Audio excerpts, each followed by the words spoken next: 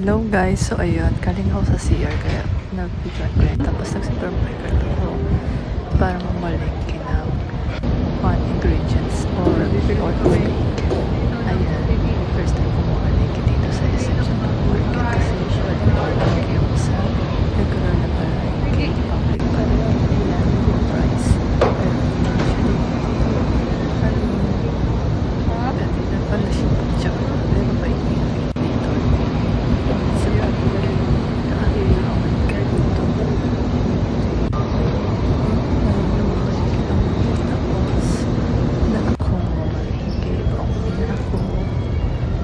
Babayaran ko na pala, papunta na pala ako sa counter. At ayun, pinagkaiba lang sa public market sa kayo dito sa supermarket. Yung public market ay mainit. Malamig dito sa supermarket ay malamig. Ayan, namili na din ako ng sibuyas sa bawang at yung kalamansi. Ayun lang kasi yung need ko kasi usually mga toyo sa oyster sauce ba yan? Basta yun. Kumpleto na kasi sa taas. Ayan. Ayan, bayaran ko na. Yun lang. So, ayun. Ay, mali.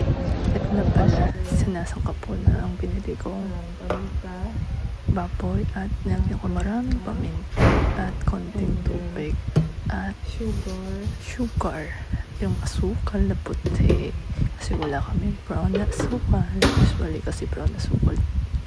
Tapos, kalamansi. And then, oyster sauce. And then, depende kung marami. Sample lang. Nilalagay na oyster sauce. At soy sauce. Yung toyo. Konti lang para hindi masyado maalat ang marinade at seasoning na magic sarap o malasa. At lagyan ko din ng salt a little bit to balance the taste. Tapos mix natin siya. And then after natin siya i-mix, i-leave muna natin siya ng 30 minutes or 1 hour. Usually kasi yung iba, one day daw i-restore nila yung sa ref. Pero ako, usually 30 minutes or 1 hour. Make sure lang na nuot yung sauce or sabaw sa meat para flavor siya. Yun lang. Tapos, rinat ko muna siya. I mean, pinreserve ko. Refrigerator, ayun, whatever. Tapos, ayan, naniwa ko na yung mga sibuyas na nakakaiyak. Tapos, ayun yung minarinate, tinanggal ko na sa refrigerator at yung maraming garlic. And then the oil, yung pinagprituhan ko na ng pork. Ayan. Tapos, hinintay ko lang siya mag-golden brown kasi hindi siya maganda kapag sunog. Medyo matigas. Tapos, iniwa ko na siya sa part na yun kasi yan po yung part na nabili. Kaya, mamaliitin ko yung size. Iniwa ko na lang siya sa gitna para hindi masyado maliit at hindi masyado maliit. Tapos, ayan. Iniwa ko lang siya. Tapos, ayun yung sauce. Tapos, second fry ko na yan. Tapos, ayan yung igigisa ko na yung bawang at sibuyas. It's good. Yung oil kasi, hindi ko na siya pinalitan para may flavor yung lutuin ko. Yung ginigisa ko na yung bawang and then sinalin ko yung konting mantika kasi ayoko masyado mamantika sa niluluto. Tapos, yan, yung black na sibuyas. I mean, purple pala, hindi siya black. Tapos, ayun, mix ko lang sila para may flavor siya.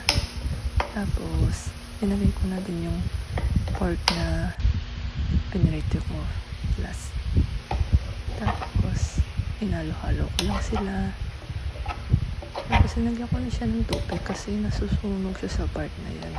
Parang feeling ko matigas pa yung pork. Kaya, linagyan ko siya ng tubig para pakuluan. Pero yung sauce niya na nilagay ko, after ng tubig kasi para mabilisan na lang.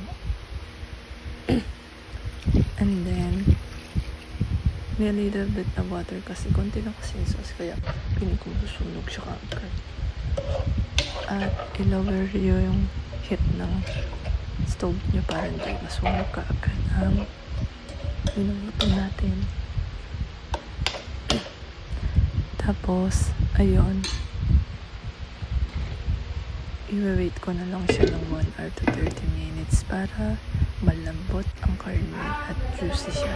Ayan na siya. Paluto na siya. Thank you Lord for the blessing.